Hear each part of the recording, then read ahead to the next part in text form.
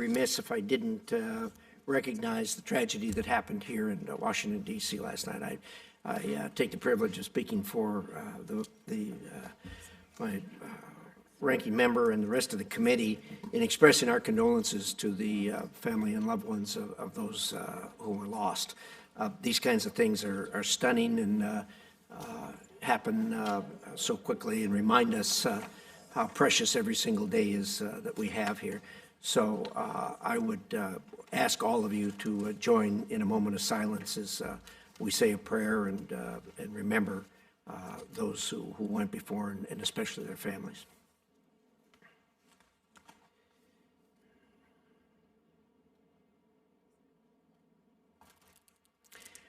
Okay, with that, we'll proceed to committee business meeting script.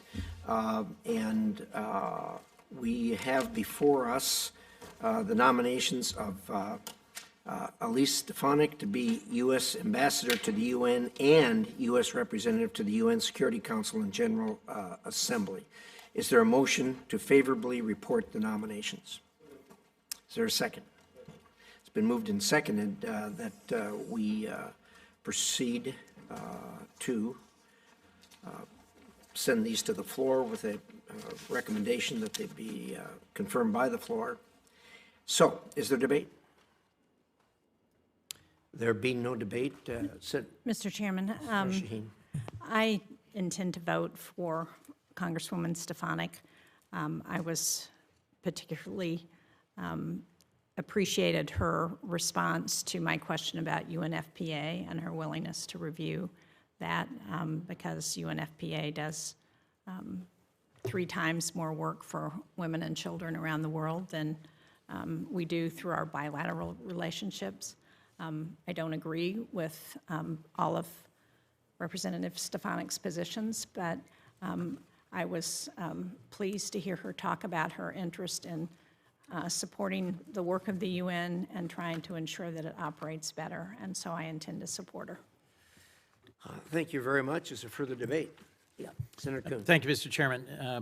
This is a close call for me. I was inclined to vote for Elise Stefanik for UN Ambassador, but I frankly, as the days have unfolded, have become more and more alarmed at the scope and reach of the impact of the freeze on funding for activities for USAID around the world, and have said I'm not going to vote for nominees until this is reversed.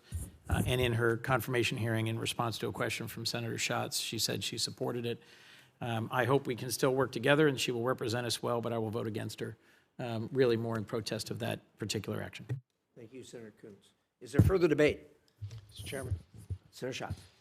I'm going to vote for her. It's also a close call. I'm going to vote for her because I told her I was going to vote for her, and my word is my bond. But I'm in a similar place to Senator Coons, and I do think there's been bipartisan support for helping Secretary Rubio to clarify the foreign aid freeze. But just so everybody understands, money is not flowing. The Secretary is saying the right things, and that implementation memo as amended is helpful, but on the ground in the places where 5 days ago we were describing medicine spoiling at the dock, clinics being closed, people being furloughed, the Secretary's amended memo has not effectuated the change that we are expecting it to, and so we really just on a nonpartisan basis, on a bipartisan basis, have to keep the pressure on the State Department to effectuate the Secretary's policy, because right now there's a ton of confusion and these are faraway places, and the original stop work orders are still being observed in some places and not in others. The furloughs are in some places being undone and not in others, and this is not some policy question anymore. It's a question of executing what the Secretary has asked. So I just ask that we continue to put pressure on a bipartisan basis, and just to understand the urgency of the moment. 4 days ago, I asked, now how bad is this? And they said, babies dying by the weekend. And so this is not the kind of thing that we can get back to on Monday. We all have to exert pressure and make sure that the State Department gets this right, and I'm talking about in the next 24 hours.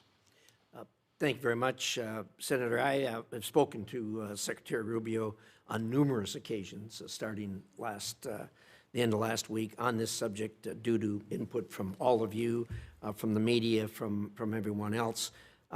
This is obviously a work in progress. It was intended to underscore the fact that we're going into debt at the rate of $1 trillion every 100 days. I think that has certainly been underscored as a result of this. If you think this is bad, when our debtors come and want their money and we can't pay it, that's going to be really bad. And so it's caused everyone to take a breath and look at how we're spending our money, where we're spending our money, seeing that it's done as efficiently as possible. Admittedly, there have been some inconveniences along the line, but they're continuing to work on this, and I think everyone is committed. All of us know Secretary Rubio well, and he is committed to make this work. Senator Shaheen. Mr. Chairman, I appreciate that. I think you and other members of this committee who I've talked to have expressed their concerns about it. But I will tell you that I resent hearing, not from Secretary Rubio, but from other members of the administration, that the only people who care about these issues are Democrats, and this is a Democrat versus Republican issue. I don't happen to believe that. I've been on this committee, as have you, since I got to the United States Senate, and I believe that most of us are on this committee because we understand how important what we do around the world is to our own national security here. And I hope that all of you on the other side of the aisle will share your concerns with the administration and point out that this is not a partisan issue. This is about what are we going to do to ensure that our influence continues around the world in the interest of our own national security. So thank you, Mr. Chairman. Thank you very much, and I agree with you. This is certainly not a partisan issue, and neither is the other side of the coin, and that is the debt that we're going in. I know that you all share the same views that we do, that this is the biggest challenge to national security that there is, really, is the internal debt that we're gathering at the rate of $1 trillion every 100 days. We are in agreement that neither one of these issues are partisan issues, but we're all Americans, and we've got to get through these. Yes, Senator.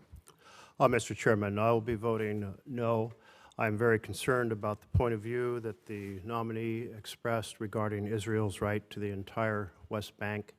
I think there have been such an unleashing of attacks on Palestinian settlements in the West Bank, and that this viewpoint perpetuates a cycle of war and hate, and is exactly the wrong approach for us to have an enduring peace and stability that will free the next generation from dealing with the same conflicts we're dealing with now.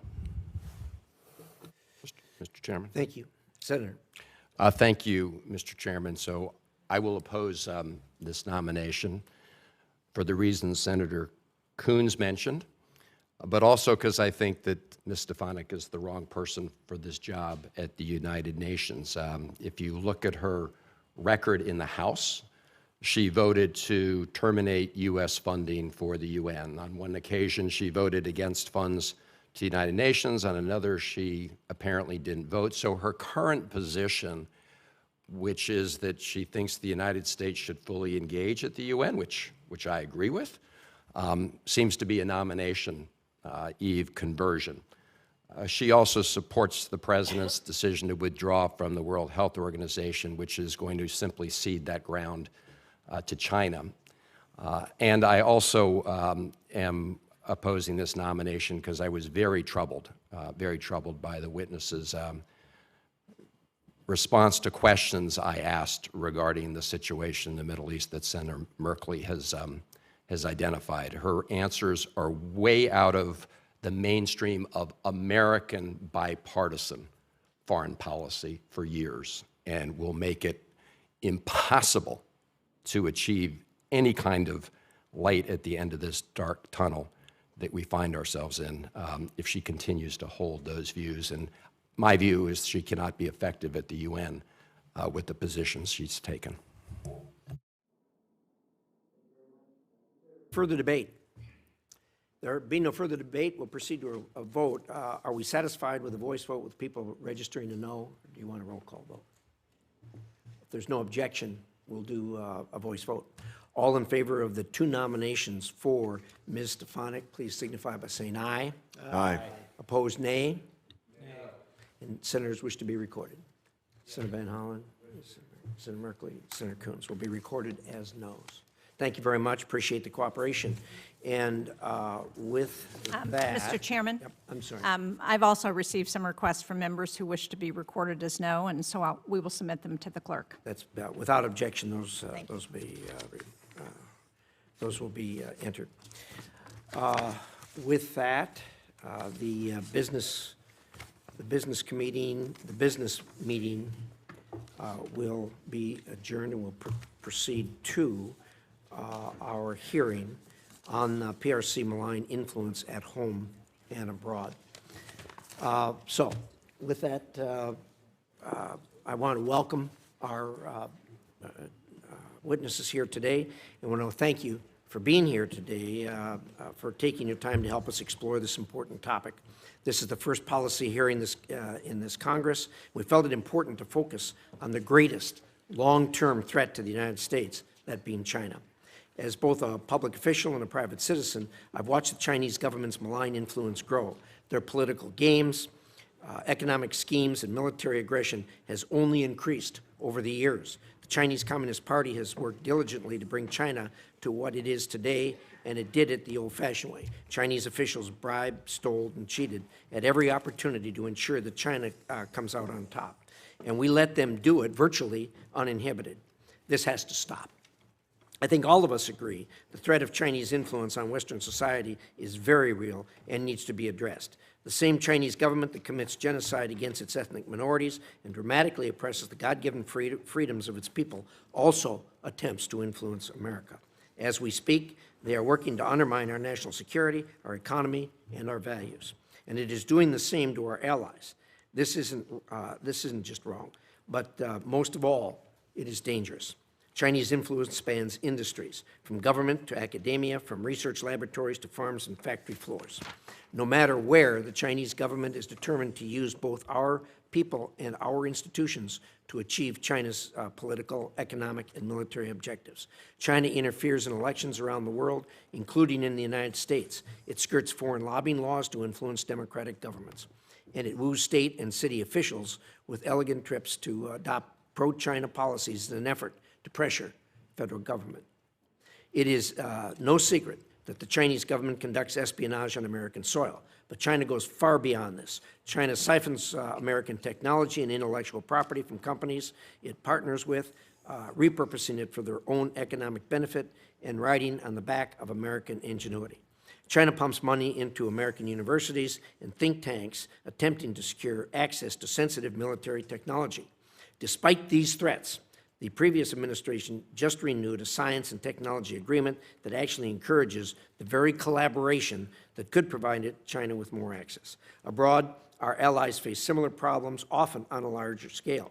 China co-ops international organizations like the UN and ensures they never get a chance to address the many human rights atrocities and military incursions China commits. Sadly, while the Chinese government has improved and redefined its tactics over the year, U.S. diplomatic tools and laws have not kept pace to help manage these problems. My goal today is to begin outlining what this committee can do to push back on China's political, economic, and military influence in our country and abroad. To start, I hope that we can close the loopholes that allow for foreign agents to lobby government officials, reform our visa process to screen those who pose an intelligence risk, and encourage our national security community to play a larger role to counter the Chinese influence in American universities. This work will take a whole-of-government approach, but in large part will be spearheaded by Secretary Rubio. I know Secretary Rubio will use state as more than just a diplomatic mouthpiece, as has been the case. I know he will operate the State Department as the United States government's expert agency on fighting foreign influence and incorporate countering Chinese influence into every aspect of its mission. The Chinese will use every trick they can come up with to undermine America and other freedom-loving nations. But working together across the aisle, across branches of government, and with our allies across oceans, America has and always will beat our authoritarian aggressors. And I have no doubt that we will continue to do so. With that, I will yield to Senator Shaheen. Thank you, Mr. Chairman, and welcome to each of our witnesses. Thank you all for being here today. I certainly think Chairman Risch has made some important points that I agree with. We've worked closely together on the Chinese Communist Party's, the CCP's malign activities in the past, activities like supporting Taiwan and Lithuania that we've worked together on in the face of Beijing's economic coercion, voting to protect America's user data from being captured by the CCP on TikTok. I think these concerns, as are so many of the concerns about China, very bipartisan. Just last week at our hearing, senators from both sides of the aisle highlighted the danger posed by China's efforts at the United Nations. Today, China is targeting and exploiting open societies with every tool that they have. They leverage corrupt investments over decision makers in Africa and Latin America. They've tried to buy off politicians in Australia and New Zealand to undermine democratic elections. They control strategic ports in places like Sri Lanka and Piraeus in Greece. And they conduct covert espionage against American industries from advanced science to aerospace to AI. Given the stakes, I hope each of you today will share recommendations that we can take as policymakers. Something that I really want to zero in on is the growing cooperation between Beijing and Moscow. At the summit here in Washington last year, NATO labeled China a decisive enabler of Russia's war in Ukraine. But as we've seen, this partnership goes both ways. Russia has a lot to teach China when it comes to disinformation campaigns. Even before the invasion of Ukraine, Russia's Ministry of Digital Development, Communication, and Mass Media was partnering with China's National Radio and Television Administration. So when Russia published lies about biolabs in Ukraine, the Global Times, a Chinese Communist Party outlet, picked up the story. And last year, we saw Russia and China working together to spread disinformation and to destabilize the Solomon Islands. The Global Times amplified stories from the Russian state-controlled media agency Sputnik, saying the U.S. was seeking I'm quoting here, a democratic transition by violent means in the Solomon Islands. Before our diplomats could refute these allegations, the waters had already been muddled to Beijing and Moscow's benefit. China's leaders have made shaping global and local public opinion a priority. They've bought up entire foreign media companies located outside China to promote pro-Beijing propaganda around the world. They've also targeted fact-based journalists with The New Yorker, The Economist, The New York Times, The Guardian, and others. And in many of the worst instances, they've gone after female journalists of Asian descent with harassment, trolling, and threats. The Chinese diaspora and human rights groups are also targets. According to The New York Times, they not only attacked a writer living outside Philadelphia who criticized Xi Jinping, they also posted sexually explicit and threatening comments against his teenage daughter. Beijing has used these tactics on its own population at home, and it's refined them for export abroad. Taken together, these malign actions are a threat to the United States. And our efforts, sadly, in the information space have not been very effective. The Foreign Malign Influence Center made strides against China and Russia in their attempts to undermine U.S. presidential elections.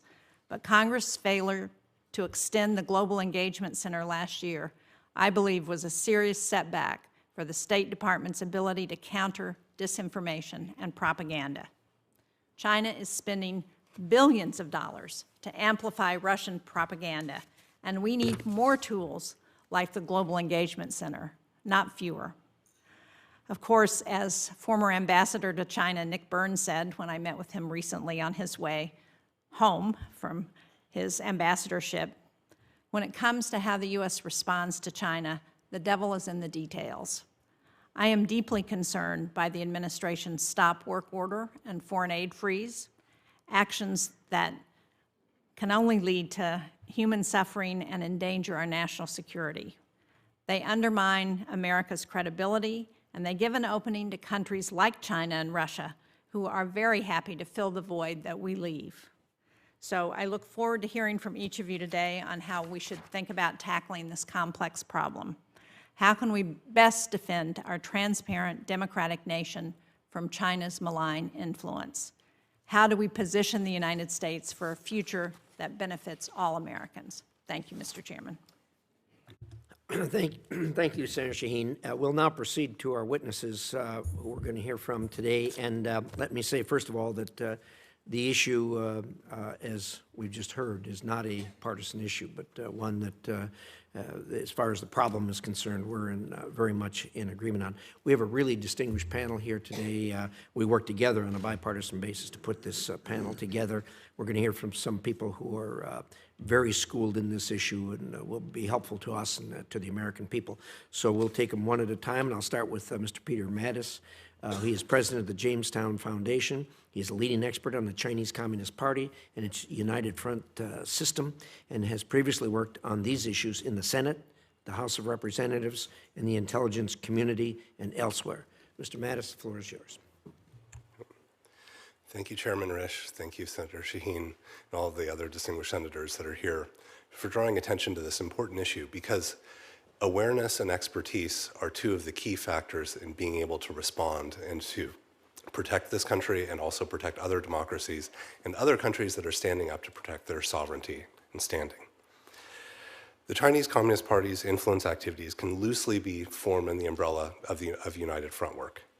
These can be described best as efforts to monitor, control, and mobilize individuals, institutions, platforms, and other civil society organizations outside the CCP to work on the party's behalf. So I think to put this into kind of a context for you, it would be that if you guys maintained your campaign infrastructure in your state and then kept putting a committee into every company, into every Elks Club, Kiwanis, every school, every university, every research institute, a national lab if it's there, that would be kind of like what United Front work is. It keeps moving out to make those institutions serve the party's political purpose. And describing it in that context, I think, should make it clear why this is not something where we should describe interference or influence, but this is actually a tool that is pernicious and undermining the very functioning of institutions. United Front is also a way of looking at politics. It's a very clear calculation by the party of who are our enemies, who are our friends, and how do we mobilize those friends? How do we recruit neutrals to isolate our enemies, to strike them, and to make them ineffective? It's also a huge policy bureaucracy. Now, sometimes people say there's the United Front Work Department, but which one? The central one, the 31 provincial ones, the 300 municipal ones, the thousands of county level ones, or the ones in companies, the ones in the China Academy of Sciences and the China Academy of Social Sciences? Which ones are we referring to? This is a system that engages hundreds of thousands of people very directly inside the party, on the fringes of the party, and it keeps extending outward. The CCP's United Front sees United Front as a tool to achieve its objectives of national rejuvenation. And that national rejuvenation can sort of broadly be defined as one, comprehensive modernization, the second, unification. Now, we think of this in Taiwan, in Hong Kong, but it's really a political, economic, social, and cultural unification. It's not just having control, and it's putting everything together. The primary targets of United Front work are those individuals and institutions and platforms that really make democracy work. Their social groups, their media, their universities, their local and national political leaders, their companies. Anything that can be leveraged by the party will be leveraged. What is the harm, if you will? The first is that in some cases, when an organization is taken over by the party, our own citizens lose their voice to speaking to their own elected representatives in their own government, right? Because you can't possibly meet every one of your constituents. You rely on these groups to tell you what is going on in your state, in districts if you were in the House. But if that community organization leader is someone who's speaking for the party, you might think that you're hearing from someone who's representing 500 people or 1,000 people. But really, it's somebody who's representing the CCP rather than their fellow Americans. And you can go down a list of things, that the distortion of the marketplace of ideas, the loss of technology, as Mr. Stoff will cover, the facilitation of intelligence operations. Pushing back necessarily requires sort of insider information of institutions and organizations that are being affected, and that person needs awareness. They need something like a hearing today or other types of information, whether it's RFA reporting abroad or any other form of, say, a report from Safeguard Defenders or other civil society organizations to say, wait a minute, there's a problem here, and I can go out and find external expertise, which is the next piece. You need external expertise. And one of the ways in which the United States is very different than the CCP is that we support people who are trying to stand up for their own rights, for their own countries, for their own sovereignty. And the party is paying people to do their own bidding, that of the CCP and not for the benefit of their citizens and fellows. And lastly, you need political power. As when I worked with Senator Cruz's staff in 2018 to keep the CCP out of the University of Texas, Austin, it took someone who was on the inside, it took the outside expertise, and then it took someone who was willing to draw attention to it and say there are political consequences for this. So to get through this, in terms of recommendations, anything that improves transparency, such as FAR reform, to make things more accessible, to make sure that it's not a quarterly update, that it's searchable, would be beneficial. There's focus on the Chinese Malign Influence Fund, like keeping it strategic rather than just repurposing funds for existing programs. And I think it's worth thinking about what are the ways to incentivize action within executive departments, such as the Department of State, so that we're asking Congress or asking the State Department to report when authorities are not used, rather than sort of trying to avoid the congressional reporting requirement of many things that are put forward. Thank you very much. Thank you very much, Mr. Mattis. We'll turn now to Mr. Jeffrey Stoff. He is the founder of the Center for Research, Security, and Integrity. He previously spent nearly 2 decades in government focused on risks to the security and integrity of research from adversarial or authoritarian nations. He now advises academia, governments, and businesses on these matters. Mr. Stoff, the floor is yours. Chairman Risch, Ranking Member Shaheen, and distinguished members of the committee, thank you for the opportunity to testify today on this critically important topic. Now that I no longer work in the government, I can speak very candidly about the PRC's method to exploit our innovation ecosystem and the failures within both the government and academia to address this problem. Over the last 15 years, I've studied China's research ecosystem and how the party state exploits our innovation. I worked closely with most federal agencies that fund scientific research, as well as law enforcement and intelligence components. That support has exposed me to a range of deficiencies and failures of the U.S. government, which were a source of my frustration and the reason I resigned from federal service in 2021. Today, neither academia nor governments of liberal democracies has sufficiently adapted to a contradictory reality. One of the most significant participants in the global scientific enterprise is also our greatest adversary, an extremely oppressive regime that seeks to dominate and displace the U.S. technologically and militarily, to reshape the world order and to preserve the Communist Party's interests. It is past time to have candid and uncomfortable conversations about the current state of how the PRC's unfettered access to our research ecosystem and its malign influence activities have profound effects on our national and economic security and the corrupting and corrosive effects that are enabled by the negligence of U.S. partners. U.S. universities are run like businesses with a primary objective of generating revenue. Academia's incentives are often not aligned with U.S. national security and economic interests. Systemic noncompliance on federal research grants and its willingness to accept and fail to report PRC sources of funding often run counter to the values of transparency and integrity that academia espouses.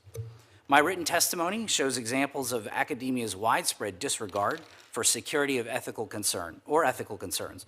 I provide low estimates of over 27,000 articles published just in the past 5 years, involving collaboration between U.S. institutions and PLA medical entities, weapons design and production facilities, state-owned defense enterprises that supply the PLA, key defense research universities, and entities that develop and deploy mass surveillance technologies to PRC public security organs, enabling human rights abuses. Much of this research is funded by federal agencies, private foundations, and corporate sponsors with few restrictions or regulatory oversight. The U.S. government has done little to deter academia from failing to comply with federal research grant rules, such as failing to disclose PRC money and support, which sometimes appear to be an attempt to disguise contracted research for the PRC as unrestricted gifts. This combined with PRC programs that task and incentivize U.S. faculty members to bypass merit-based hiring decisions, conduct research projects at the PRC's behest, and a swath of other malign activities create corrosive secondary effects as well. These include a vicious cycle of inequity in the system. Smaller schools that are being honest but denied federal funding have smaller budgets and fewer resources to hire PhD students, attract top talent, et cetera, which then makes them less competitive on future grant proposals. This also translates to fewer opportunities domestically and an erosion of STEM talent pipelines. Compounding these problems are abject failures by the FBI's near-exclusive focus on criminal investigations as a hammer looking for a nail that fails to protect earlier stages of our research ecosystem, as well as the intelligence community's failure to adapt to post-Cold War realities and the asymmetric threats posed by China, which only seldom involve espionage activities. The scale and scope of China's predations in our research ecosystem are largely unknown, making it impossible to determine the level of influence the PRC exerts over our U.S. research that overwhelmingly benefits China. My testimony discusses issues that go beyond the jurisdiction of this committee. My recommendations seek to close regulatory gaps and bolster compliance and enforcement mechanisms, and have State Department play a much larger role in many of these areas to ensure that real costs are imposed to the PRC when it violates commonly accepted norms and values of scientific research. To effectively counter the PRC's malign influence, we must find the courage to break down silos and build new paradigms for cooperation among and between federal agencies, legislative committees, and our key allies and partners around the world. Thank you, and I look forward to your questions. Thank you very much. We'll now hear from Dr. Melanie Hart. She is the Senior Director of the Global China Hub at the Atlantic Council. Immediately prior, she served at the Department of State and played a central role on U.S. responses to Chinese economic coercion, as well as strategy and international engagement on semiconductors. Dr. Hart, the floor is yours. Senator Risch, Ranking Member Shaheen, distinguished members of this committee, thank you for the opportunity to testify today. The U.S. and China are engaged in systemic competition. It is a competition over which model prevails, the U.S. model of political and economic development or China's.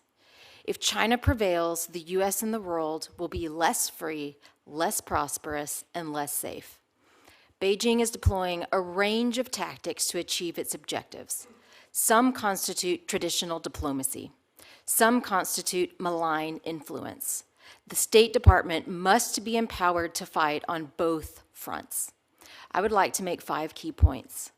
First, showing up in the traditional diplomatic arena is foundational to America's success. Our diplomats must be resourced to show up and pull every lever to advance U.S. national interests. When they do, they win. In 2020, China held 4 of the 15 leadership roles across the UN specialized agencies. Today, Beijing is down to just 1. The department made those positions a priority, starting with the International Telecommunication Union. The department identified and ran compelling candidates and launched a whole-of-department effort to rally the votes needed to win. Diplomacy works. Second, when combating malign influence, transparency is our superpower and Beijing's kryptonite. Beijing knows the China model is deeply flawed. That is why Beijing resorts to malign influence. It relies on information control to hide the costs associated with the China option and coercion to force others to bear those costs. Examples include engaging in widespread graft to sway foreign official decisions in Beijing's favor, filing libel suits against PRC critics to silence them, engaging in economic coercion, in disinformation, and electoral interference. Boosting transparency should always be step 1 when combating malign influence. These tactics are covert by design, so exposure often neutralizes them. Third, the global information space is an active battlefield that impacts every arena of U.S.-China competition. Beijing engages in information warfare. It seeks to control information at home and abroad and use that control to advance its objectives at America's expense.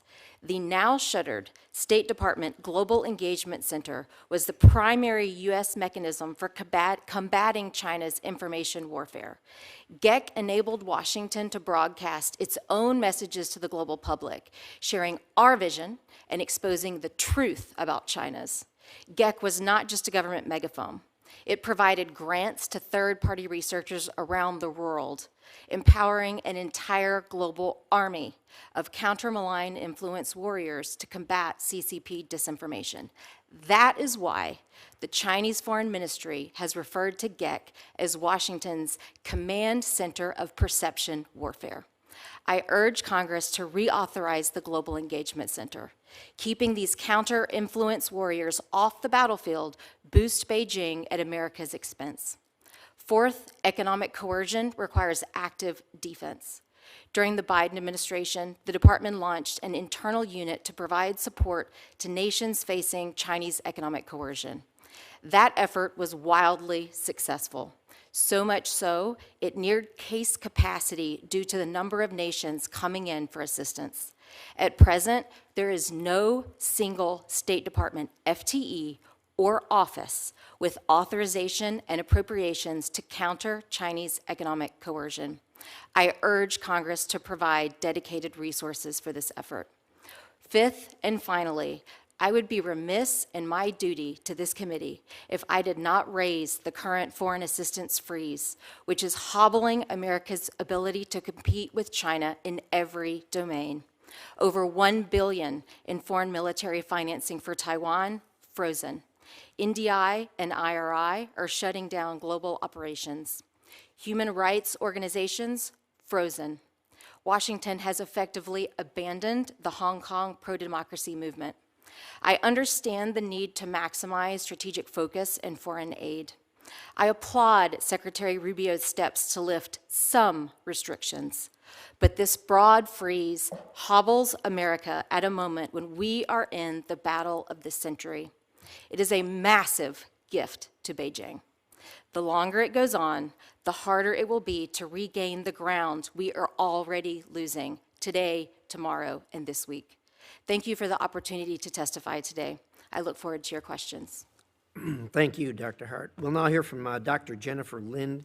She is an associate professor of government at Dartmouth College. She also is a faculty associate at Harvard University and the author of a forthcoming book on the rise of China and future of great power competition. So with that, Dr. Lind, the floor is yours. Thank you, Chairman Risch. Chairman, Ranking Member Shaheen, and distinguished members of the committee, thank you for having me today. What I'd like to talk about is China's malign influence operations and influence operations more broadly. And let me talk about what these operations are and what makes them malign. Although all countries seek to build their influence through a range of policies that we call public diplomacy, malign influence operations are a very different matter. The CCP conducts extensive influence operations that are malign both in terms of goals and methods. Such operations seek to bolster authoritarianism, discredit democratic governance, reshape global norms in China's interest, and silence China's critics. In these operations, proxy organizations obscure ties to the CCP while they buy media companies and fund research and think tanks. Cyber units employ illegal cyber espionage and hacking operations, and Chinese agents coerce American citizens into promoting Beijing's interests by threatening their family back in China. China's influence operations are thus threatening because their goals run counter to U.S. interests and because of the covert and illegal methods on which they rely. Furthermore, they are threatening because they are massive in scope. They are run through a huge government bureaucracy consisting of numerous different agencies at all levels of society. The budget for these operations is said to exceed the budget of China's Ministry of Foreign Affairs.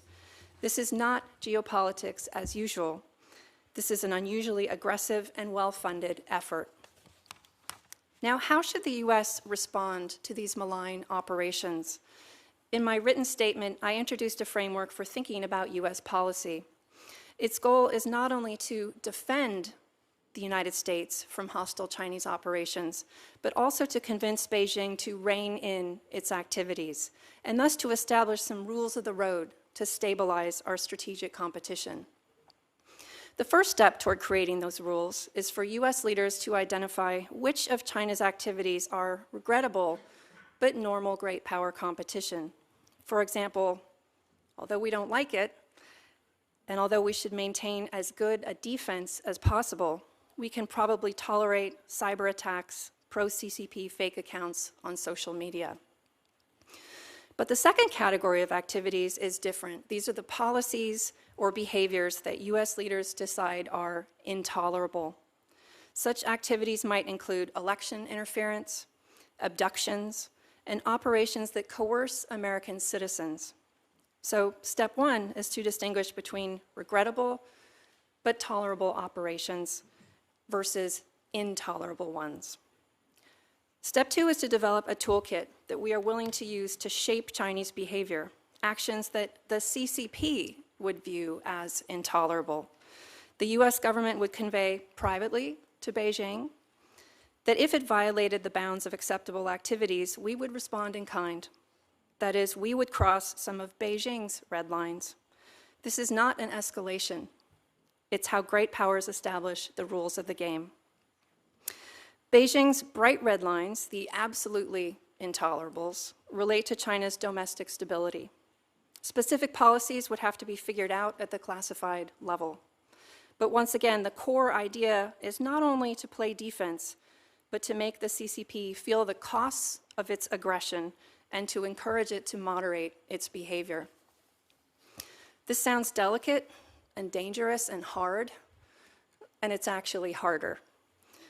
Let me conclude by noting that not only do we have to manage this challenging strategic competition with Beijing, but in that competition lurk potential dangers to the rights of millions of Americans, Chinese Americans in particular.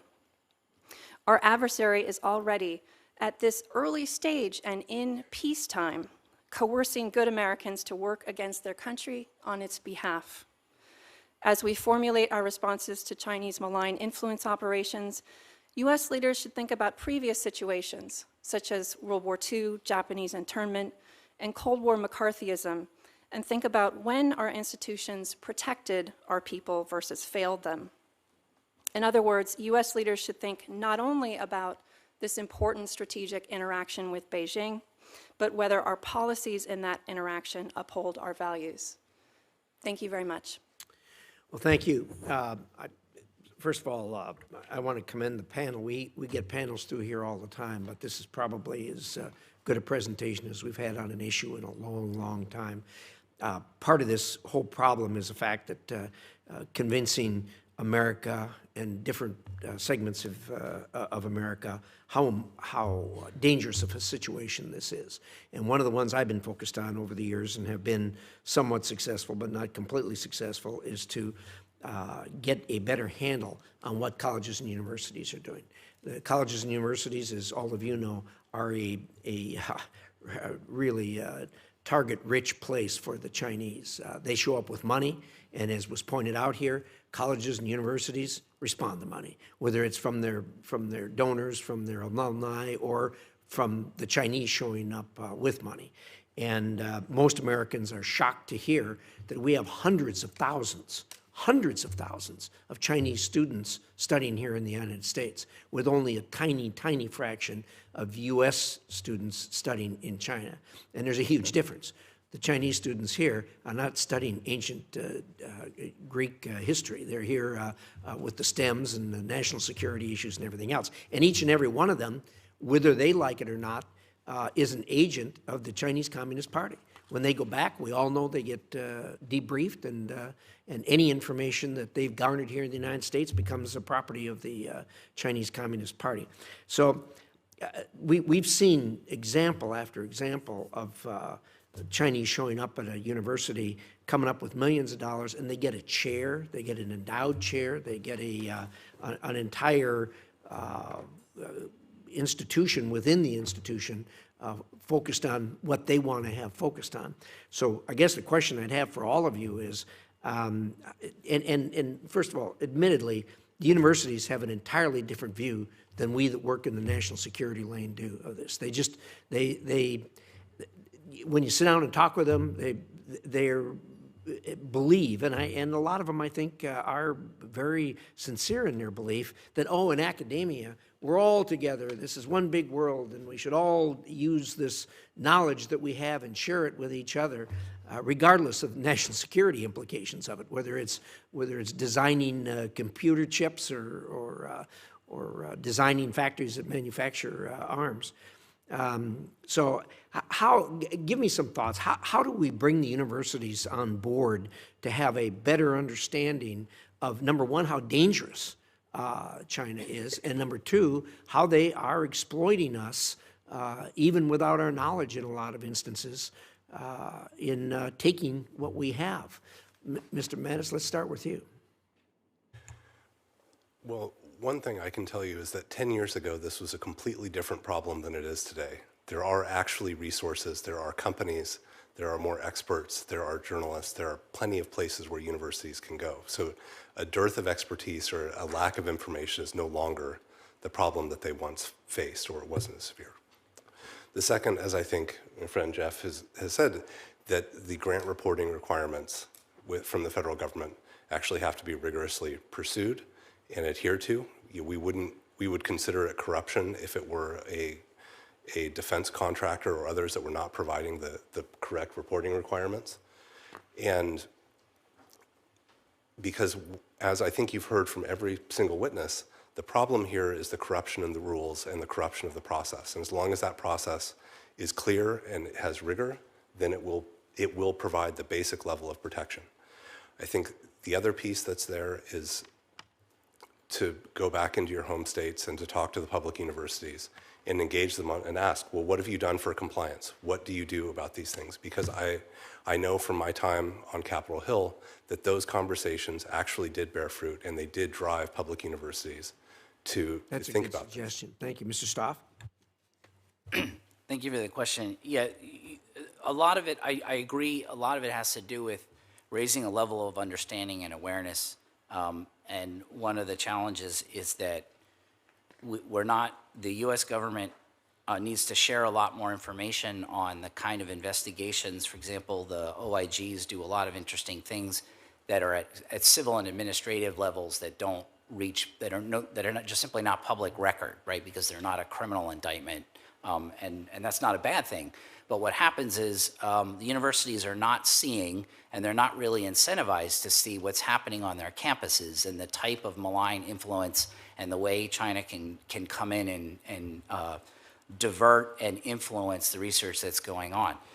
There is some information that the government has that I think needs to do a much better job in sharing that. I think there also needs to be much more scholarship on the topic itself, where we demonstrate activities, behaviors that China exerts that is fundamentally against the principles and values of academic freedom, transparency, reciprocity, and integrity, which is a core to what universities talk about of their mission. And there needs to be a lot more effort looking at where and how this is being done to show this is affecting us all, including on your campus, so that we take more collective action. Thank you. Dr. Hart? Thank you. I endorse the comments that have come before and would like to just add one point. We need a scalpel for this, not a sledgehammer. It is in U.S. national interest to keep the student pipeline open. We're in a pitched battle for global tech supremacy. For decades, Beijing stole our IP. Let's steal their best engineers. You know, China's national engineers developed the DeepSeek AI model that surprised the world this week.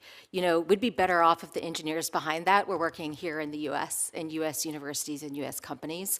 So it's important to keep that in mind. Those student exchanges are a way that we can siphon off some of Beijing's top talent. So we want to make sure that for the students that are here, for the researchers that we want, that they feel they are safe in the United States, they understand how to follow the rules, and they feel their civil rights will be protected. We can beat Beijing doing at making Chinese scientists feel safe. Well, thank you, Dr. Hart. There's a flaw, however, in your suggestion, and I think probably everyone in the room knows it. When a student comes over here, they got to go back. If they don't go back, there's a family there, and we all know what the Chinese government does to families. They do it across the oceans, and they do it even here in the United States. So that's a great idea. The problem is we're dealing with a malign institution here. We're not dealing with people like Americans who say, oh, yeah, you're free to move and do whatever you want to do. They will take it out on the families. We've all heard stories of that. So, but you know, your thoughts are well taken. That it would be good if we could reverse the tables. I'm not so sure that we can do it in the same manner. My time's up, and Dr. Lynn, we'll get to you too again. We're going to do a 5-minute round, and if we got time, we'll back up. So, Senator Shaheen. Well, thank you all. Let me echo the chairman on his appreciation for the presentation from everyone, and give a special shout out to Dr. Lynn from Dartmouth College in New Hampshire. We just have to get that in, Dr. Lynn. Look at the time.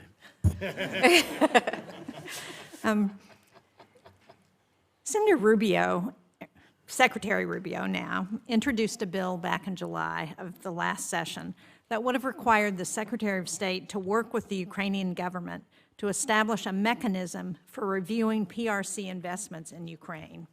Now, sadly, one of the results of this foreign assistance freeze is that it's cutting off some essential services to Ukraine at a time when we know not only is Russia looking at how they can undermine Ukraine, but the PRC is starting to invest there. So if our goal is to prevent Ukraine from accepting that PRC investment, how does cutting off our own assistance move us toward that goal? And are there incentives for Beijing to play a productive role in trying to get to peace talks in that conflict? The president's raised that as a potential role for the PRC. Do we think that's likely? Dr. Lind. Thank you for your question. On the broader issue of pausing U.S. foreign aid, I agree with the sentiments that we've heard today so far that talk about foreign aid as a really important arrow in the quiver of U.S. national security, along with other tools such as diplomacy, military assistance, and so on. And so ideally, we would want to be using all of our different tools in a coordinated fashion to achieve our objectives. And so for that reason, I think it's understandable if the administration wants to take a short pause and assess, are we using the right tools in the right way? Should we be using some tools more than others, and so on? But we shouldn't be taking this important arrow out of our quiver. And we should recognize the many areas across the globe, talked about medicines going to waste on ports, talked about perhaps the politics of this leading to babies dying, right? So there's such direct things to think about here. So because of that, it's really important that we remember there's development assistance that this affects, and there's strategic realms that we may not have appreciated how consequential this would be, such as the conflict in Ukraine, for example. So do we think, is there any incentive for the PRC to help move negotiations around the war in Ukraine? Does anybody on the panel think that there is a way that would encourage them to do that? Mr. Mattis? So as president of the Jamestown Foundation, I oversee a large network of analysts that are not just covering China, but focus on Russia as well. And it's hard to see that the PRC has played any kind of neutral role. And even their positioning in peace talks has not been neutral. It has been reinforcing Russia's positions. And I can't help but think that at best, getting them to neutrality would require a lot of pressure and a lot of threats to their system that we can still apply.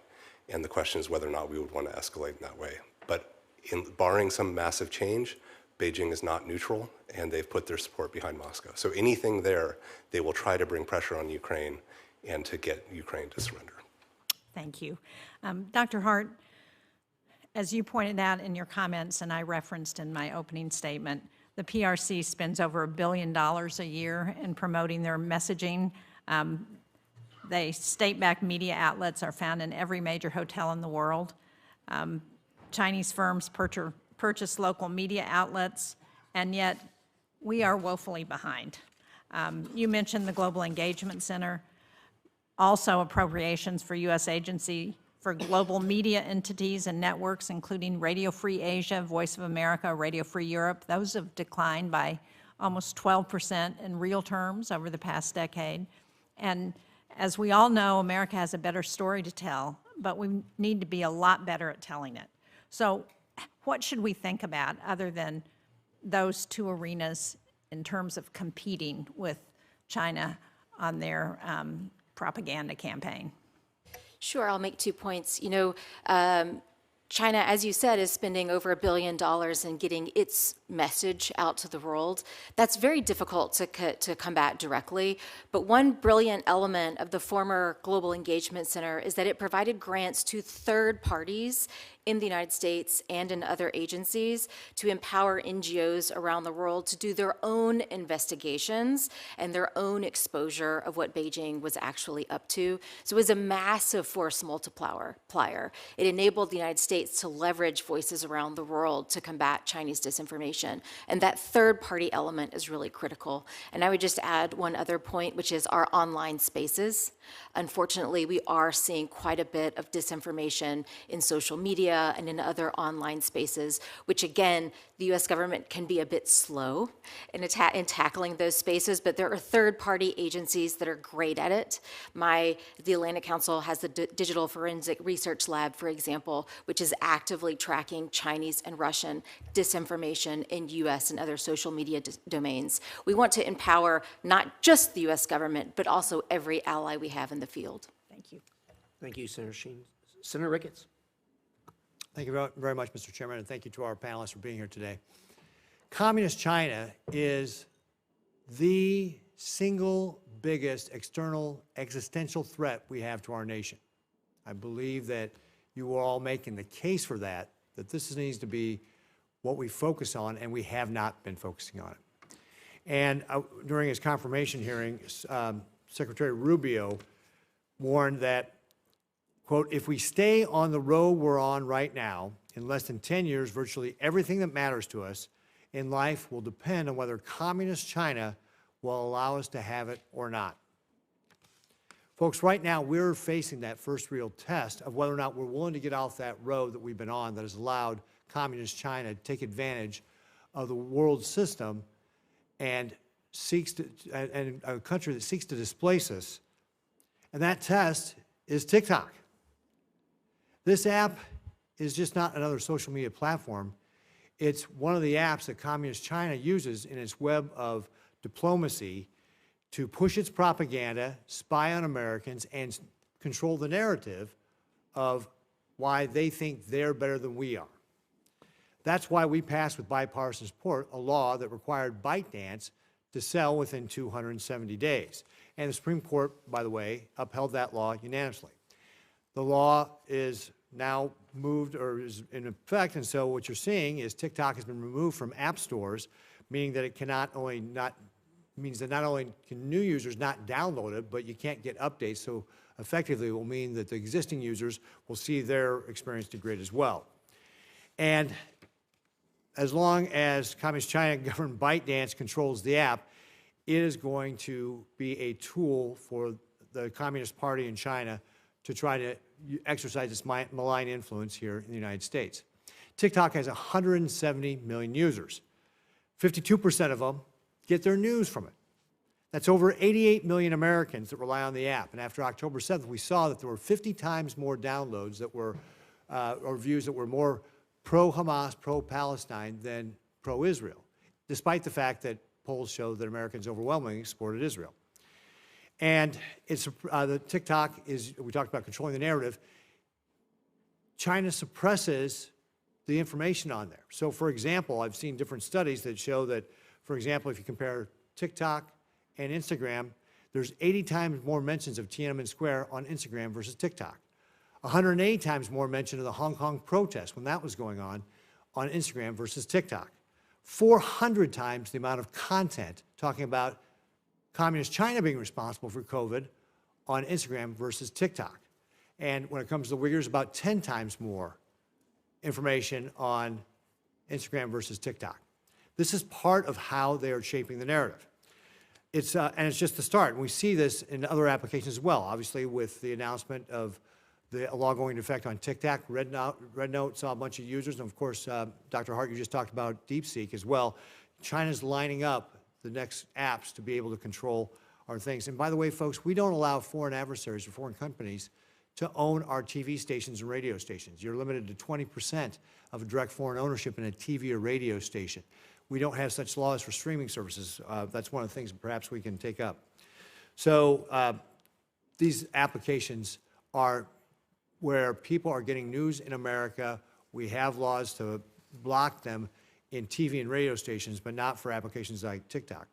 Mr. Mattis, how relevant are these apps like TikTok to Communist China's strategy to control the narrative, to be in competition with us, to undermine us? So one of the points that I alluded to in my statement and that Melanie has spoken about is that this narrative fight is actually not just a narrative on narrative, but it is a competition for the platforms and the pipes, if you will, that allow narratives to move and allow them to be pushed out. So if we go back, let's say 40 years to the Soviet disinformation effort to say that the United States was harvesting organs from babies in Latin America, or was the source of AIDS as a biological weapon in Africa. Those were things that took years and years of effort. And now those stories can be disseminated to 170 million people, essentially instantly and overnight. This is the biggest change. And I think we have to keep our eye focused on what those platforms are so that they can be free-flowing, that they're not distorted. Because to me, I know it's easy to understand the privacy issue of some of these apps, but it's the ability to distort the messages that people hear that are the most important. And everything that we've learned about cognitive psychology, the way that we take in information, the way our biases become anchored, right? The more closed off or the more you're sucked into a particular information source, the easier it is to plant something that will stick and it'll be harder to pull apart. So we have to keep our eye. I focus less on the narratives themselves and much more on the groups and the platforms. You know, it's first the medium, then the message is what the party's doing. And if I may, Mr. Chairman, just real briefly, what should we do about Red Note and DeepSeek and other platforms like that? I think for those kinds of platforms, you have to adopt the same approach that was applied to TikTok, that it either is sort of removed from the control or it is no longer available in the app stores. Great. Thank you very much, Mr. Mattis. Thank you, Mr. Chairman. Thank you. Senator Schatz. Thank you, Chairman. Thank you to our panelists, and I agree with the Chairman. This is an excellent group to inform us. Mr. Mattis, I want to just start with the Philippines. As you know, they're one of our closest allies. We have economic assistance arrangements. We have life-saving support that we provide, and of course, we have a security partnership that's lasted generations. If you were a senior CCP official, how would you view this freeze in foreign aid coming from the United States? Frankly, I would be looking to exploit the opportunity that is there. And over the years, the political fluctuations in the Philippines have offered those opportunities.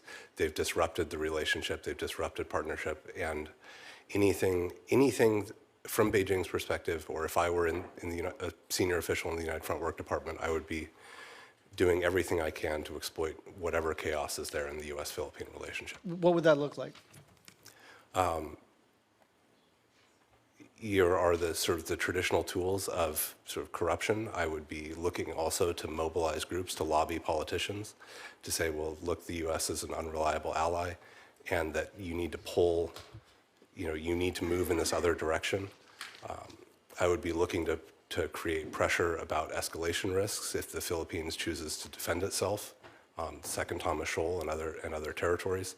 It could go on a range of Sure. themes like that. Do you think this moment is particularly important? I mean, it seems to me like tactically that if I were a senior CCP official, I would be mobilizing this week to be making some moves that are specific to the opportunity presented this week, not just as a general proposition in terms of great power competition in the Asia-Pacific region, but specifically to seize this opportunity of us looking like an unreliable partner.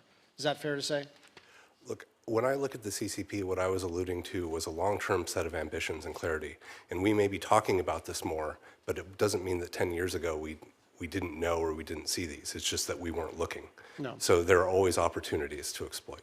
So let's go to Papua New Guinea. A lot of natural resources, but it's at risk of becoming a foothold for PRC military expansion. But right now it has the highest HIV incidence in the Pacific, and it's rising.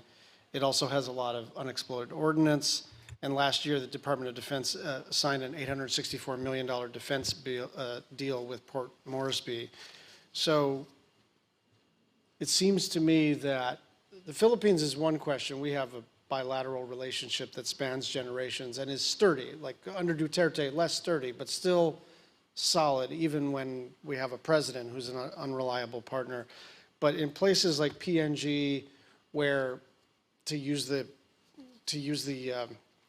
domestic equivalent, they're sort of swing states. They're open for business to being aligned with China, to being aligned with the United States, to playing both sides against the middle. I'm particularly concerned about smaller countries for whom withholding of economic or military or life-saving support is not something they can sort of weather. And so I'm wondering if you can talk about PNG in particular.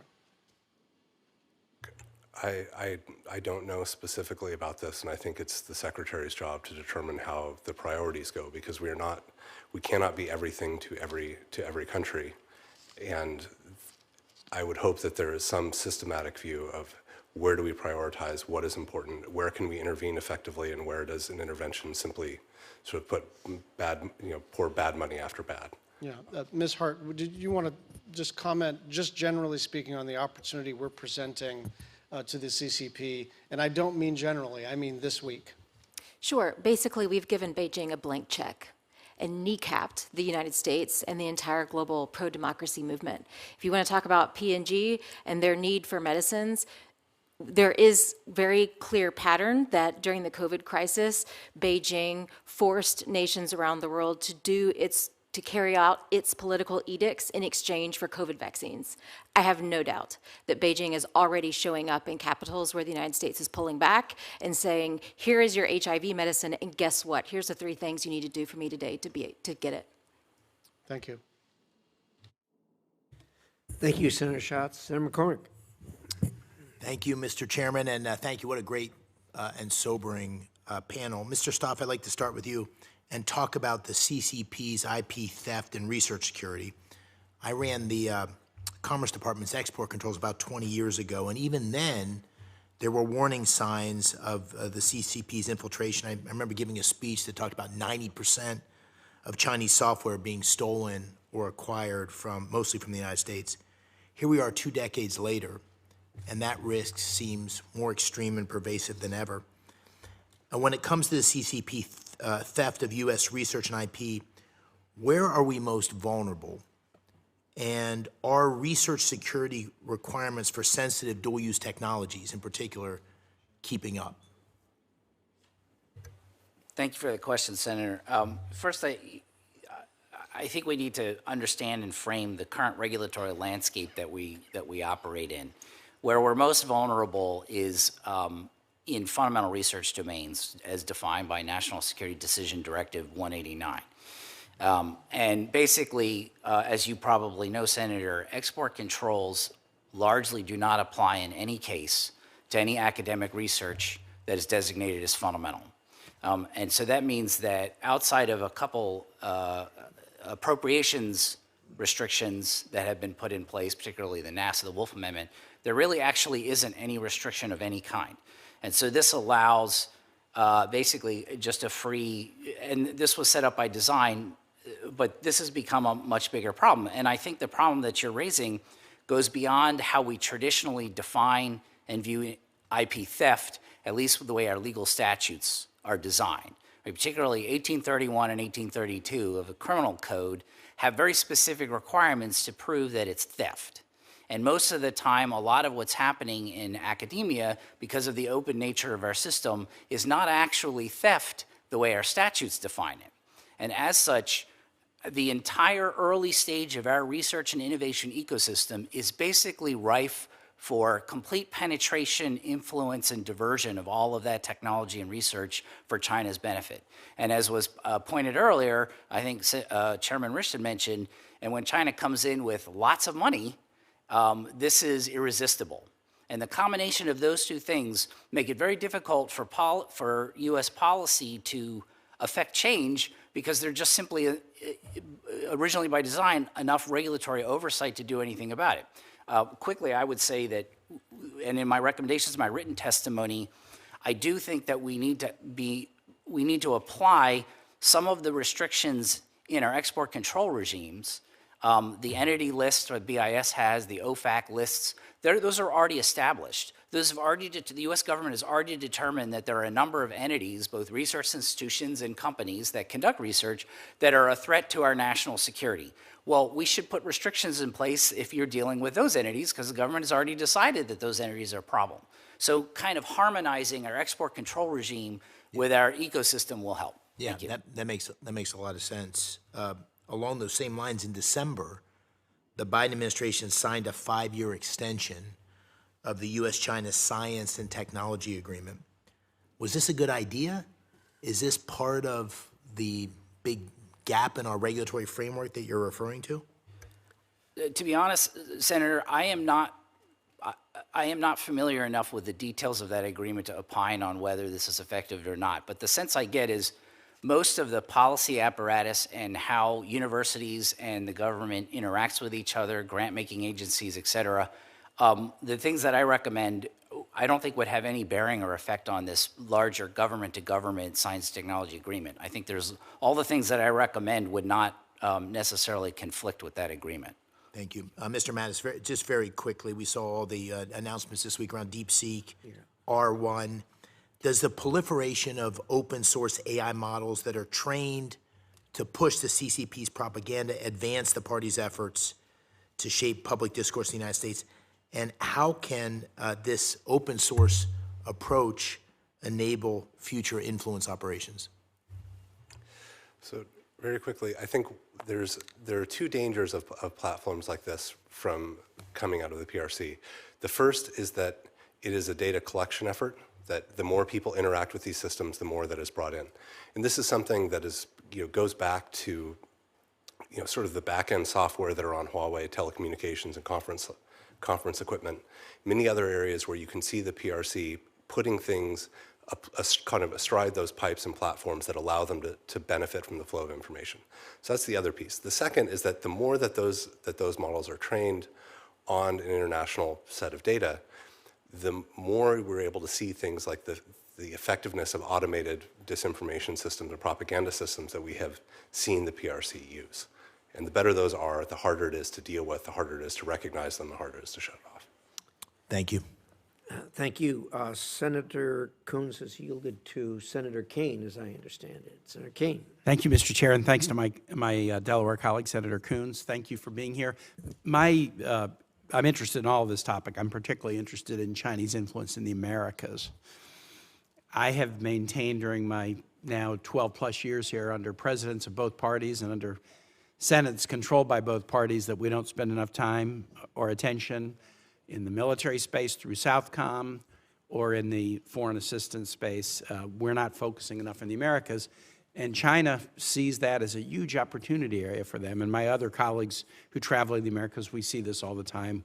Investments in Panama, offers of, 5G systems to nations like Costa Rica. And we appropriately warn allies in the region about the dangers of these. And we usually hear the same thing. Yeah, we understand, but do you guys have anything on the table for us? And what we tend to say then is we kind of diplomatically stumble over our tongues because we don't really invest. I'm very nervous about a recent statement of President Trump's reported last week.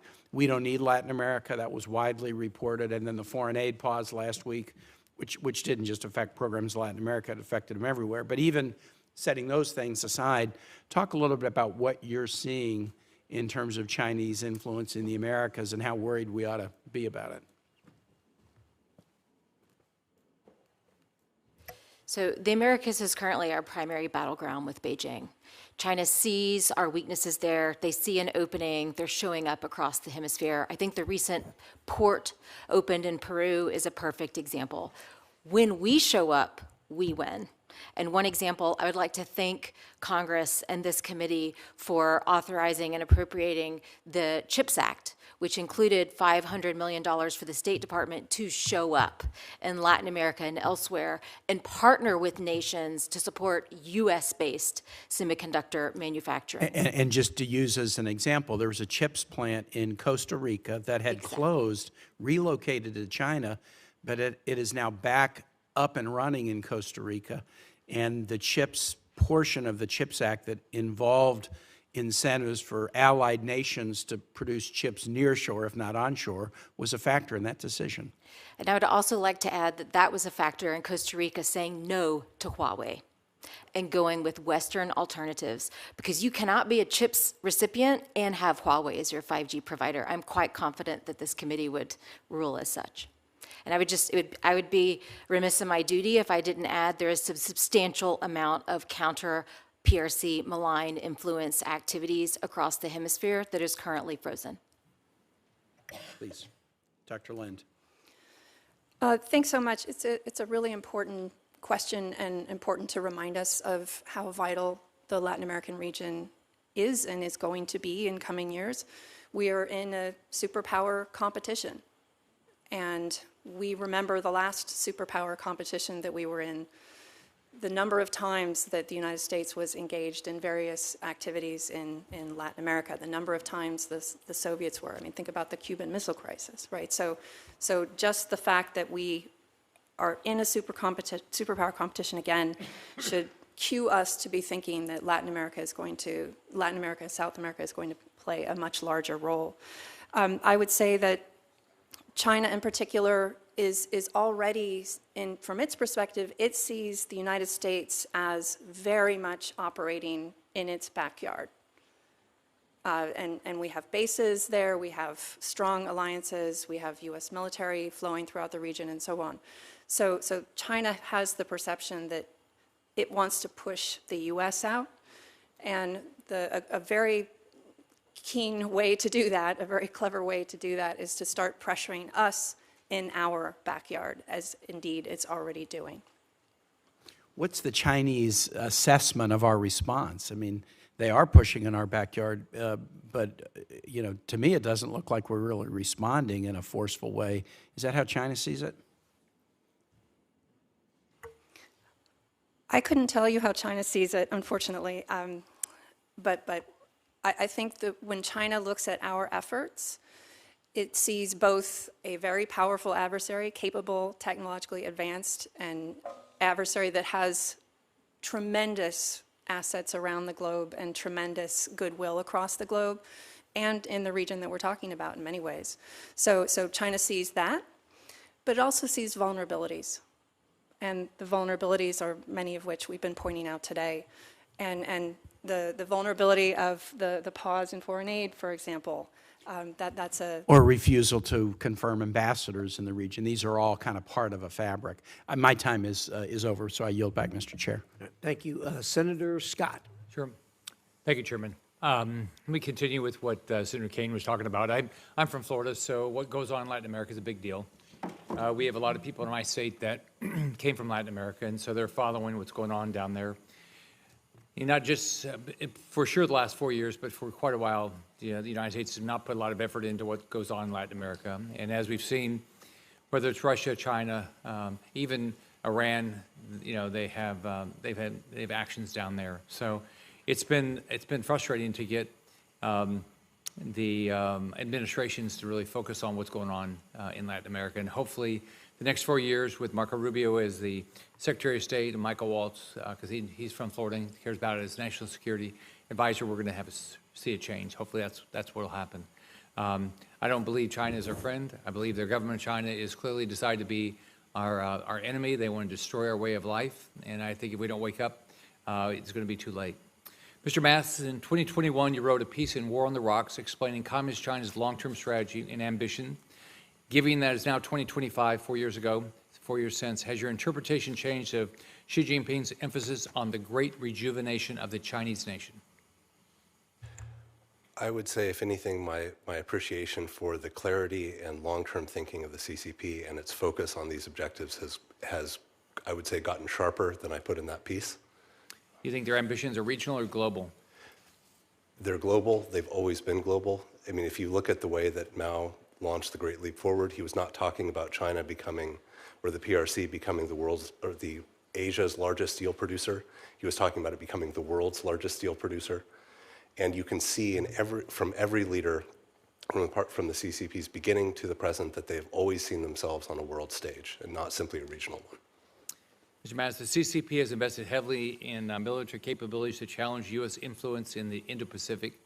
I had the opportunity to go to the Philippines last year, I think it was, to see what they're doing in the shoals down there. How should the United States respond to these developments to preserve the ability to operate in this region? I mean, ultimately, this is a place where the tyranny of geography and time requires us to work with allies and partners, and it requires us to make a greater investment in the number of platforms and ships and planes and drones that can be able to operate over those kind of large geographical distances. You know, there's been a lot written that China doesn't have the ability to execute, and so a lot of people say, "Oh, don't take them seriously because they're not very good at what they attempt to try to do."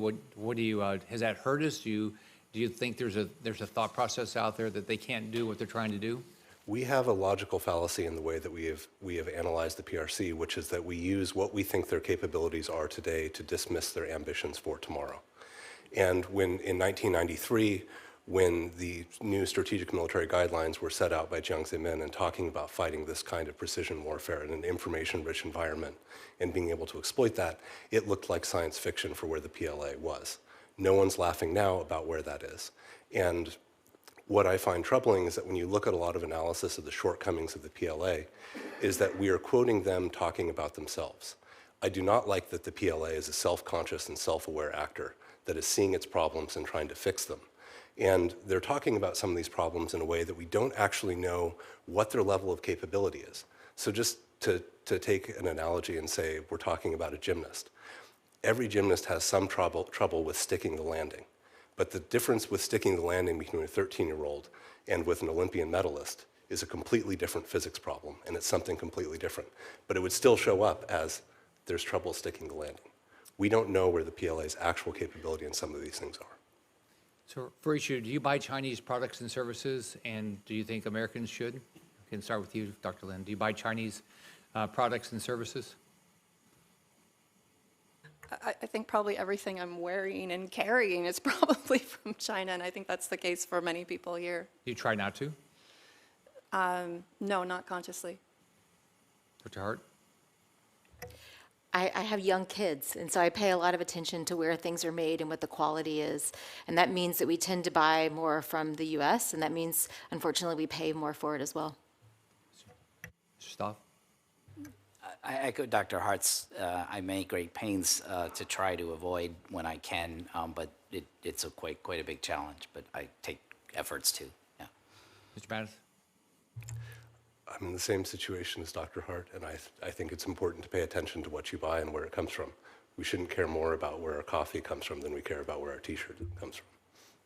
Thank you, Chairman. Thank you, Senator. Senator Coons. Thank you, Chairman. Thank you to all four witnesses. And I apologize for my lateness in arriving to question. There is another confirmation. There's a confirmation going on in another committee. I'm particularly concerned about the possible expansion of China's influence, both at home and abroad, as a result of a freeze on our foreign assistance, and in particular the way it's being implemented and its cascading effect. There is nothing China wants to do more than limit the reach of our global influence, than to reinforce their impression that we're an unreliable partner with countries throughout the world, and particularly in the global south.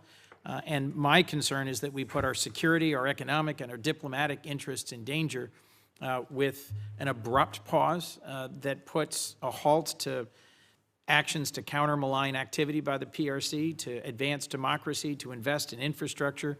Dr. Hart, you referenced in response to a question from Senator Kaine the importance of our showing up in the CHIPS Act, a bill that came out of this committee that President Trump signed into law, the BUILD Act, helped create the Development Finance Corporation. It's received robust funding and support from both President Trump, President Biden. I'm hopeful that that will be part of our efforts to engage in infrastructure and in showing our influence. In the previous decade, the Belt and Road Initiative spent more than $1 trillion on infrastructure projects to try and buy influence and curry favor for the PRC. But this suspension of our aid, so broadly implemented, actually won't save money because the cost of shutting down and restarting programs often exceeds the cost of a careful review and then pivoting to more effective delivery. And it may not be temporary. For many small contractors and organizations, many run by foreign nationals, they won't be around in 90 days. So I just want to ask you a few quick questions, if I could. Dr. Hart, how do you think the PRC would be viewing this pause in our foreign assistance? And what impact do you think it would have for our pro-democracy work, both the IRI, the International Republican Institute, and the NDI, the National Democratic Institute, to have a 90-day freeze on their spending that would require them to lay off their employees, their contractors, and cease all activity? Thank you for the question. You know, Beijing is viewing this as a blank check to take the space that we are vacating to pursue their interests at America's expense. And frankly, this kneecaps the global human rights and pro-democracy movement. I can share that, frontline rights defenders and pro-democracy groups are closing their doors. NDI and IRI are shutting down globally. The U.S. has effectively abandoned the Hong Kong pro-democracy movement as the NGOs supporting that movement have all ground to a halt. We've basically put a blindfold over the global apparatus that we use to track Beijing's rights abuses and hold them accountable. This is a blank check, and I am quite sure Beijing will seek to cash it. Mr. Stoff, one of the impacts of the domestic funding freeze was to put at question research, university research, medical research, research by literally tens of thousands of different doctors and scientists across the United States. It's been temporarily paused, but it may well come back. What's the impact in terms of our credibility domestically and globally to have a across-the-board pause in federal funding for research? Well, I think just to echo Dr. Hart's comments, whenever we do things like that, that provides more opportunity for China to come in. And this is already a problem set in terms of Chinese money and influence in a research ecosystem that is not really systematically tracked or understood at all.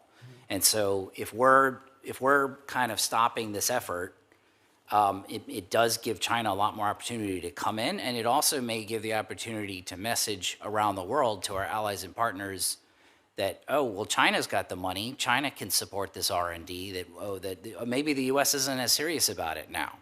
So that there can be secondary effects to this that we need to very carefully consider. I will say I appreciate Secretary Rubio reinterpreting the initial guidance so that it is broader.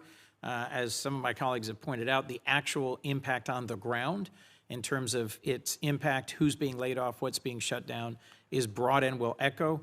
When an organization like Freedom House that has long enjoyed bipartisan support, that has long been on the front lines of advocating for human rights and democracy, shuts its doors, when the IRI and the NDI shut their doors, I think China advances and we recede. I think it's profoundly unwise. Thank you. Thank you, Mr. Chairman. Thank you, Senator Coons. Senator Brasso. Well, thanks so much, Mr. Chairman. Mr. Mattis, if I could, for you, I want to talk about undersea cables. It's happening around the world, the threats and the sabotage. We know that on January 3rd, Taiwan's Coast Guard intercepted a Hong Kong-owned freighter after damage to an international undersea cable was reported. Taiwan alleges that the Chinese vessel cut the fiber optic cable by dragging its anchor across the seabed. It's not an isolated incident there. I think according to Taiwan's National Security Bureau, over the past 3 years, there have been 7 or 8 of these undersea cable disruptions. Most of the incidents can be held to the responsibility of vessels from China. We're also seeing it in the Baltic. Our NATO friends and allies have had increased patrols to protect critical infrastructure felt to be related to Russia's activities in that area. So while cable damage isn't uncommon, heightened geopolitical tensions have raised suspicion of sabotage, and that's what I believe it is.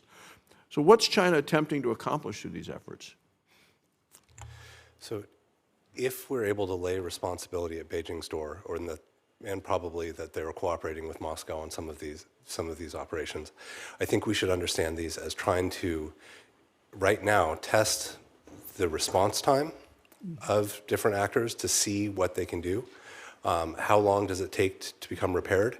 In some sense, I think this is an area where we should be looking at what is the state of the undersea cable industry, who repairs, who maintains, who can lay this cable, and what is the structure of their companies, what are those interactions, because this is probably an area to keep the PRC out. And then with respect to Taiwan specifically, it's a question of, can they isolate Taiwan? Can they cut it off from the rest of the world? Can they create what they would call an information blockade so that Taiwan cannot function, cannot interact? So you get to detect, respond, and repair. And is there something technologically that can help us do that more actively or quickly? How can countries better protect their undersea communication infrastructure from this potential sabotage? I'm honestly not sure what the technological solution is. I do know that this operates in kind of a legal lacunae in the way that international law functions, as you could see in the Baltic when countries were having trouble figuring out what is the justification to seize and search a vessel that had clearly done something. Yeah, so which leads to say, what would be the role then of international organizations in investigating and trying to prevent these incidents? I think it's a country level investigation. It's an international cooperation, and to the extent that there's any international organization that has a role, they should be involved. And I think it's an important recognition for us that we have to understand that such an investigation only works when that organization has the integrity of its own processes. And I think everyone here could give you an example of an international organization that has not kept that integrity, and it's led to problems. Can I ask you a separate topic, which is IP protection? Because some of the nation's strategic advantages that we have here come from our innovation, our technology, as well as our research and development. And in about 2019, America's intellectual property was valued at almost $8 trillion. China poses, I believe, a serious threat to our businesses and our academic institutions. The Chinese Communist Party consistently steals intellectual property, patents, other data. 2018 Chinese intellectual property theft was estimated to cost our economy over $600 billion a year. No telling how much these numbers have gone up since then. Is there leverage that we have here in the United States to help deter that threat? I think one of the most powerful tools that we have is to deny the PRC a market, because in some cases they're stealing the intellectual property, they're turning around, driving U.S. companies or other companies out of business, and then they're able to sell it on our market. And this is one of the key features that they need access to in the world. This is what allows them to have the overcapacity, is the knowledge, the sure knowledge that they can sell those products from sort of ill-gotten methods on a U.S. market, on a European market, and elsewhere. And similar topic, are there things that we can do better here at home to safeguard our intellectual property and our research from China? There are many things that could do, as Mr. Stoff alluded to. We have whole categories of research that are not covered. We do not necessarily rigorously enforce some of the reporting and guidelines that are there. And we don't necessarily require, for example, security training or awareness for people that are involved in potentially sensitive projects. We could go down a very, very long list of potential options. One last question, as I'm running out of time. Can you talk about any recent actions by China? What we have seen in their use of tactics against Taiwan that have taught us about China's capabilities and objectives that we might not have known? I think if you look at the military exercises that have been launched around Taiwan, that you see an ability to operate more ships and more planes with less of a lead-off time, which is sort of reducing our warning time, which when you think about the geography of East Asia, we have much further to go. A second thing is that the National Security Bureau and the Ministry of Justice Investigation Bureau have made a number of arrests recently exposing sort of networks of CCP agents that are actually there to stir up trouble, to be in place for sabotage, and in some cases to instigate violence. And this is something that has been there, But if they're making arrests, this is a change in the scope and scale of that problem inside Taiwan. Thank you. Senator Sheen, did you have a comment? I did. Senator Barrasso, I wanted to point out that the only U.S. company that makes undersea cables is Subcom in New Hampshire, and I would bet they'd be happy to come down and brief us on some of the challenges that Mr. Mattis identified and how they would encourage us to respond to those. No, thank you. So I'm happy to help arrange that. No, I appreciate it. Thanks. I think, Senator Brassos, you pointed out a brand new problem with China. I mean, we never heard of undersea cables being disrupted. Now all of a sudden we get one right after the other, and the finger always goes back to Moscow and China combining to do it. So somebody's going to have to hold them accountable somewhere. With that, Senator Van Hollen.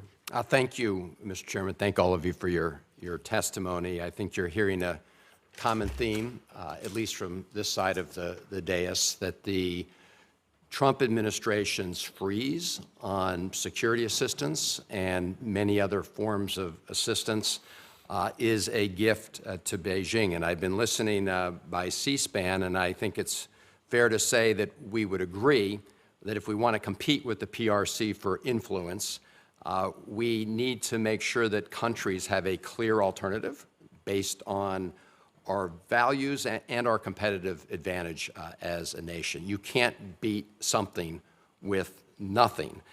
And we have to be a reliable partner. But this freeze, in which we don't know how long it's going to last, is already sending a terrible message to our partners around the world who are standing up for their country's sovereignty against China's influence campaign. These are civil society partners. It's also been noted that putting a hold and disrupting our security assistance sends a terrible message to our partners, whether they're Taiwan, Vietnam, Indonesia, the Philippines, Pacific Island nations, others in the East Indo-Pacific region. These countries rely on that ongoing support, and cutting it off without notice and without a clear idea when it's going to resume clearly puts us falling into China's hands. Then there are the human rights defenders that people have talked about. We know about the PRC's transnational repression of dissidents and how it's expanded, reaching dozens of countries. Both the State Department and AID provide urgent life-saving assistance to human rights defenders. There's also the decision of the Trump administration to withdraw from the World Health Organization, which again is a space that China will be happy to fill the void. And we're also learning about this purge over at USAID, where dozens and dozens of civil servants who have qualifications in these areas are being summarily sent home, and sometimes with pay, contractors without pay. So I guess my question is, as I sort of listen to the testimony so far, Ms. Hart, is, and I know Senator Schatz asked a version of this question, but if you're President Xi, right, are you looking to exploit this moment? And what would you be doing to exploit the moment? And do you agree that what we've seen is really an unforced error and gift to President Xi and the PRC? Absolutely. So first, I would like to acknowledge and thank Secretary Rubio for the measures he's taken thus far. I would hope to see them extended to cover other programs, including the counter-China programs. Basically, this across-the-board freeze has kneecapped America in the global competition with China. We've talked about how this silences and blindfolds our human rights watchers, giving Beijing a blank check to commit human rights abuses, including forced labor abuses. We've talked about, the Taiwan military, foreign military financing freeze, which gives Beijing a blank check to ramp up the coercion around Taiwan. There are two others I would like to mention. Cyber assistance is frozen. We are giving Beijing a blank check to commit cyber attacks against some of our partner nations. States CDP, the Cyberspace Digital Connectivity and Related Technology Fund, provides rapid foreign assistance to small countries that are being targeted with Chinese and Russian cyber attacks. that's turned off. Beijing has a golden opportunity to go after networks. And another one that hasn't been mentioned thus far is, with DFC over the past few years has been finally chipping in outbidding Chinese companies, even Chinese state-owned enterprises, in global infrastructure projects, including ports and telecom infrastructure. That is where we want to put Beijing on our back foot. But DFC is impacted by the freeze. And XM may not be directly impacted, but any company has to look at US financing vehicles. Any country has to look at XM and DFC and question how reliable they are. So it not just kneecaps us in human rights, in protecting Taiwan, in resisting cyber attacks, it also undercuts our ability to outbid Beijing in ports and telecom infrastructure. Well, I appreciate that, and I know that there have been lots of discussions with Secretary Rubio, who was supported unanimously in the Senate. There's been some clarification on the humanitarian aid front, that it's not just limited to emergency food assistance, other areas, but the rest of this freeze is still in place. And you've described the really terrible consequences. So I hope we can end this sort of this forced error, our own goal here, and get back on track. Thank you, Mr. Chairman. Thank you, Mr. Chairman. Ranking member, it's great to be with you. Before I begin my remarks, it's important to me to lay down some foundational principles that I believe all of us operate on.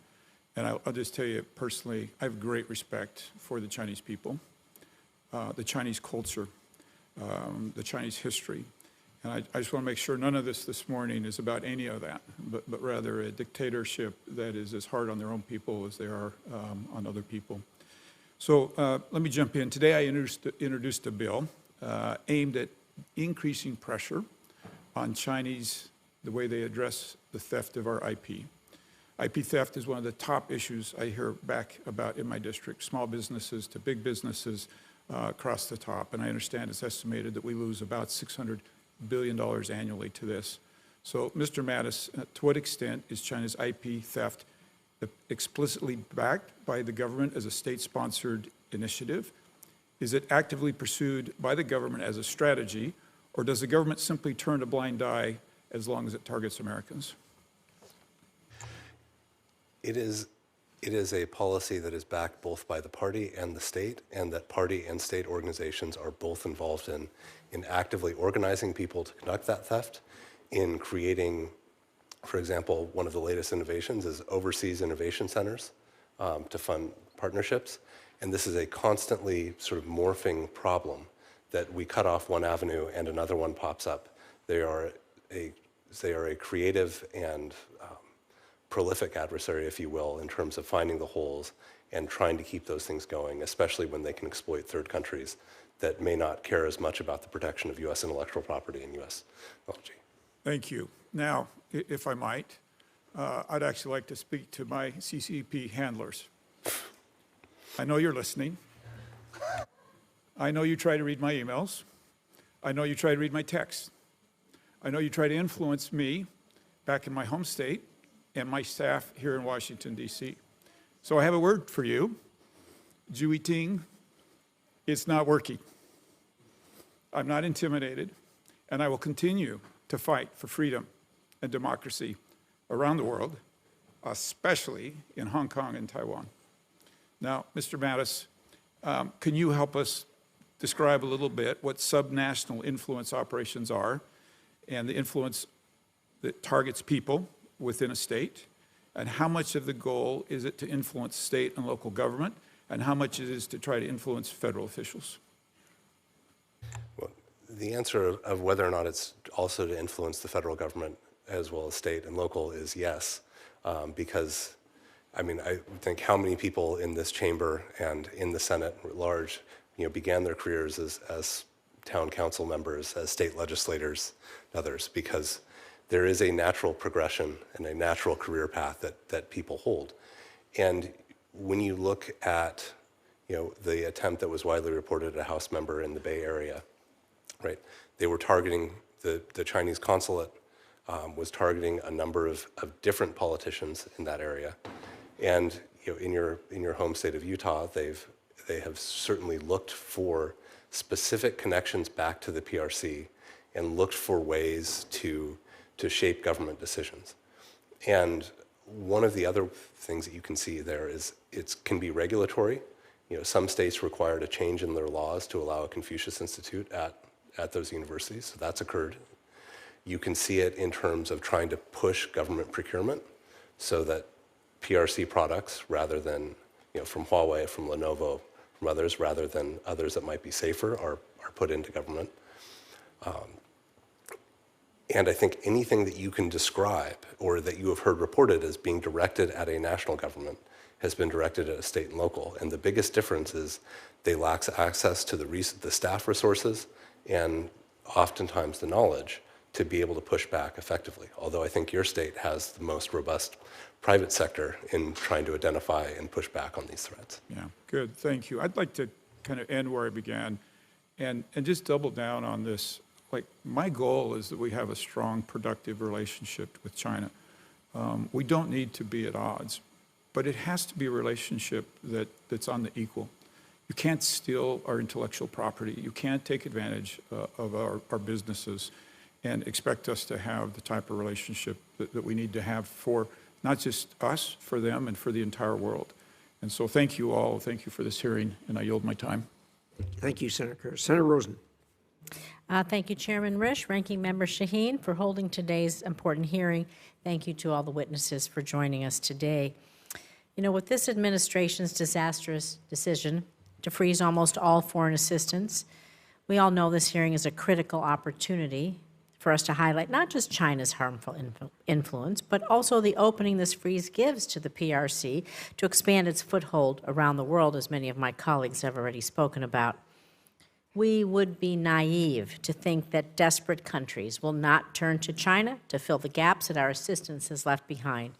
And so with that in mind, I'm going to move on to my first question, which is PRC investment in the Middle East, because in recent years, China has deepened its ties with the Middle East. For example, the PRC has spent billions on projects in the region, including for infrastructure initiatives, such as high-speed rail line linking the Gulf Cooperation Council countries, desalinization, solar plants, port modernization projects. Meanwhile, the current administration's foreign assistance freeze, which already has broad-reaching impacts throughout the Middle East, threatens to leave a vacuum that the PRC can exploit for further influence in this critical region. So, Dr. Lind, what are the practical implications, practical effects of Chinese investment in the Middle East? Specifically, I'd like to hear more about how the PRC can leverage or might leverage its economic ties to advance its regional interests. Thank you for this great question. So I think it's clear from Chinese activities in the Middle East that you describe that we can see in China and its behavior there as well as other areas of the world, it does have global aims. It recognizes that this is an essential region for energy security, and for influence. And so China wants to have influence within that key region. So its actions tell us that pretty clearly. I think the other thing, getting to the practical implications of this, so obviously this is letting the United States know we need to be engaged in this region if we want to maintain the influence that we've had. And then also on the theme of today's hearing, I think this is a region where we particularly see the risk of China's support for global authoritarianism. China is probably the world leader in what we talk about technologies of authoritarian repression. And this is one realm in which it practices tremendous influence around the world. And in this region in particular, it's just, there's so much demand for what China is selling.